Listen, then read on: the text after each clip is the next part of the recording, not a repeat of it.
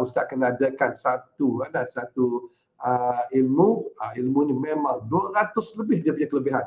200 lebih dia punya kelebihan, dan sebenarnya lebih lagi, tapi dapat disenaraikan ialah 200 lebih. Yang mana ilmu adalah multifungsi. Okey, kelebihannya apa lagi tu? Ustaz beritahulah. Okay, pertama penakluk, dia ni boleh menakluk segala jenis makhluk.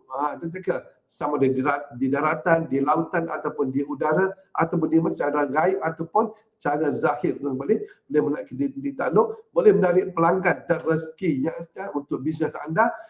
Juga boleh mempertahankan pelanggan yang telah dimiliki. Maksudnya pelanggan datang, kita boleh pegang dia. Ibarat kalau dia datang tu, kita pegang dia, dia tak akan pergi ke mana dia dah. Dia akan datang ke kedai kita. Dia ada lapar ke datang ke kedai kita. Dan lepas kita dapat melancarkan negotiation kita dengan bisnes, dapat mengelakkan energi negatif, dapat terhindar daripada penipuan, hipnotis. Kadang-kadang kita kena tipu, kena scam oleh ada pula video-video, ataupun kadang-kadang guna video Ustaz.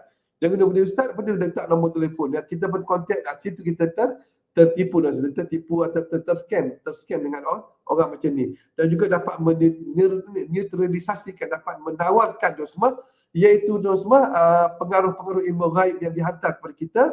Dan juga semua dapat mungkin dapat kemudahan untuk mendapatkan modal usaha. Juga semua mudahkan untuk mengambilkan. Kan kalau orang pinjam duit kita mudah nak tuntut duit daripada mereka. Dan juga apa lagi dah banyak lagi. Kalau dah baca dia pula di senarai yang Ustaz sediakan di depan Ustaz itu semua, memang banyak dapat perlakukan layak dan adil di tempat kerja anda. Kalau anda rasa anda diketepikan, dipinggirkan, dipulaukan, anda akan dapat tempat dengan amalan amalan karamah sukma jati, yang diamalkan oleh Sunan Bonang tu semua. Ini insya-Allah.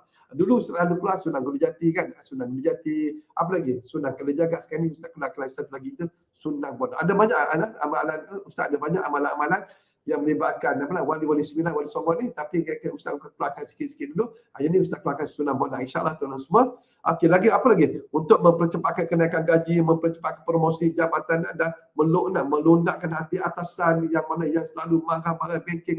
Apa lagi? Terhindar dari persaingan yang tidak sihat, menjadi magnet uang yang sangat kuat energi dan sebagai kekuatan untuk melaris kependekan kita. Tiap hari tidak akan ada kesepian terus pun, kan? Mesti tidak ada kesepian duit.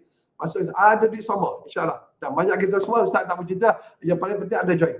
Ada join pada hari Selasa, iaitu 25/8 jam 9 malam bersama Ustaz dalam apa tu semua karamah sukma jati. Bila sebut sukma jati ni, maksudnya bila ada amalan ni, dia dapat mempengaruhi sukma. Maksudnya sukma, jiwa seseorang tu yang mana? Yang sejati. Macam ilmu adalah ilmu yang sejati daripada Sunan Bonang, insya-Allah. Tuan-tuan sekalian, tuan-tuan nak ke daftar segera, insya-Allah kita jumpa pada hari Selasa 25/8 jam 9 hingga 10 malam. Okey, kita boleh daftar cepat. Assalamualaikum warahmatullahi wabarakatuh.